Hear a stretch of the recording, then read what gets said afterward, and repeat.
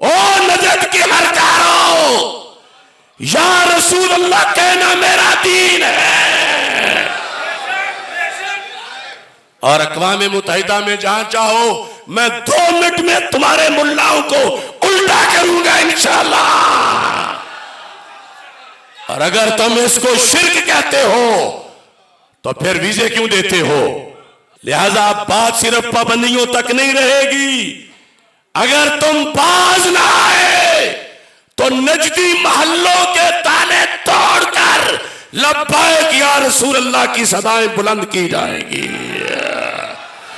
Saudi हुकूमत से बिल्कुल 2 टोक लफ्जों से कह रहा हूं और पाकिस्तान के इदारों से भी कि ये जिस वक्त हमें वीजा देते हैं, क्या उस वक्त ये सोए हुए होते हैं? मैं किसी और के नाम पे सफर करके नहीं गया, मैं अपने नाम पे सफर करके गया।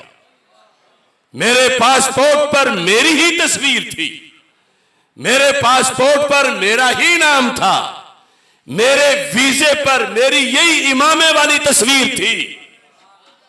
तो जब ये मुझ पे पाबंदी लगा चुके थे तो इन्होंने वीजा देते वक्त क्यों नहीं इनकार किया?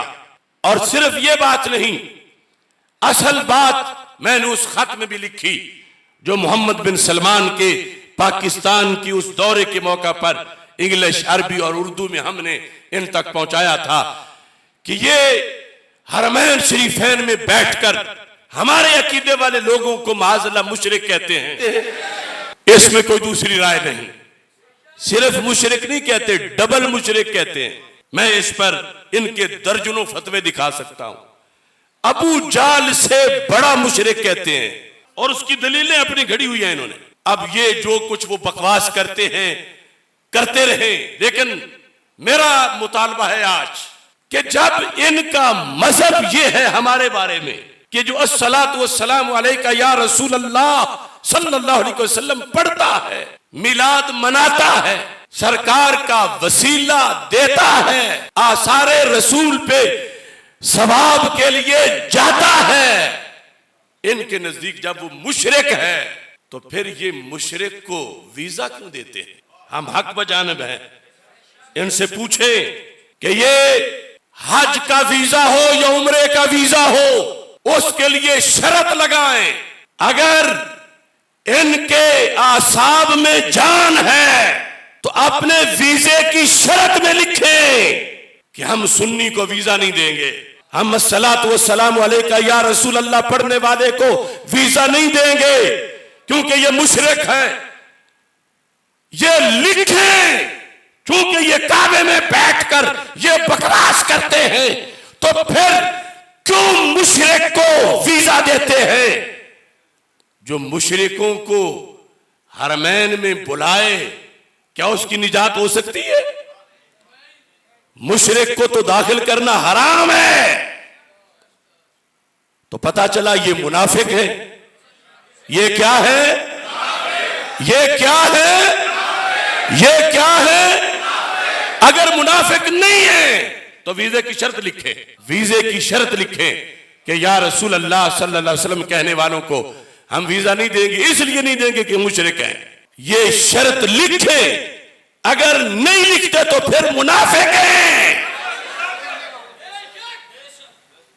और जब ये शर्त लिखेंगे तो फिर सूरज गरूब होने से पहले किसी बिल में जाके रहेंगे।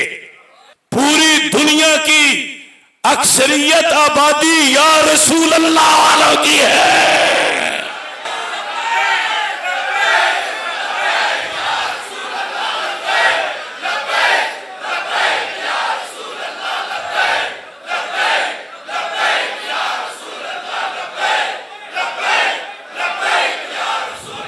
अब इनकी हालत यह है, 2 ही सूरतें हैं, या ये मुनाफिक है और या ये मुशरिकों से हरमैन की जमीन पलीद करवाने वाले। गेंद इनके कोर्ट में है। सिर्फ अपनी हुकूमत बचाने के लिए इन्होंने मुंह में घुघनियां डाली हुई हैं।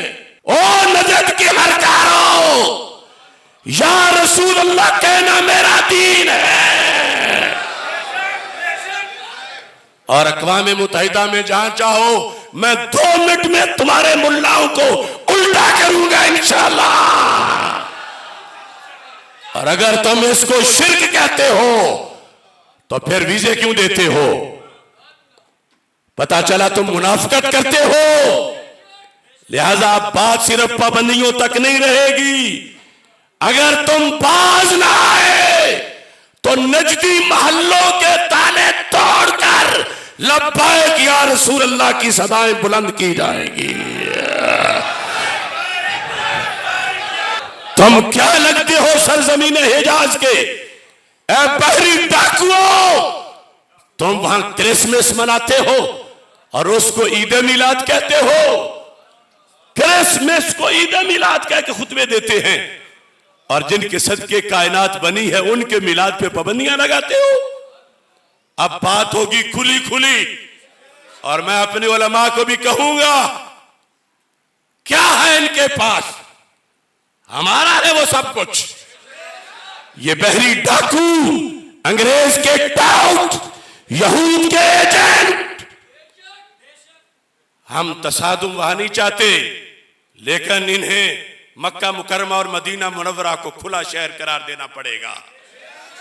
जिन पे पाबंदियां लगानी चाहिए उनके ये बूट चाटते हैं और यहूद के लिए इन्होंने मुकद्दस जमीन खुली छोड़ी हुई है।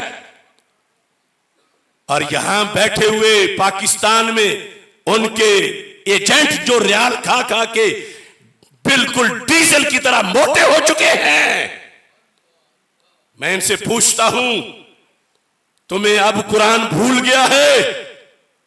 क्यों नहीं